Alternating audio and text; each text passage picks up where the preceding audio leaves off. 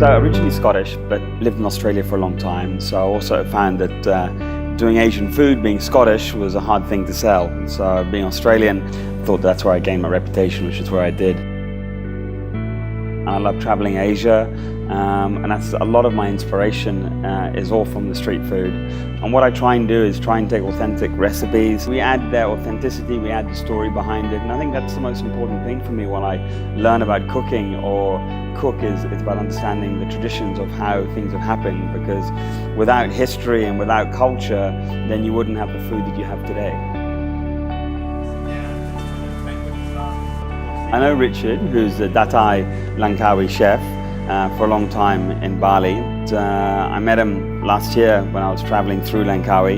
You know, I stayed at the Datai and I had dinner at the Gulai House, which we're in at the moment. You know, Richard thought it'd be a great idea to do some street food, some Asian food, because that's pretty much what the Gulai is very well known for, and it's one of the signature restaurants in Langkawi itself. And so, you know, it was a perfect match for what I do. There's not one type of street food that is better than the other. I think everything has its own individuality and its own style.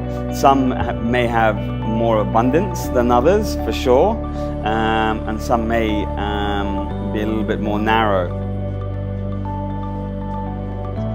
The Datai is very much a conjure up the Orient. It's got that kind of magical feel about it. It's in the jungle, the beaches are fantastic. I love the classicness of it and the traditionalness of it. So there's a lot of activities for the kids, and it's a great place for all families, and I think it conjures up the Orient for me, as Mum would say. This is Will Merrick at the Datai Langkawi.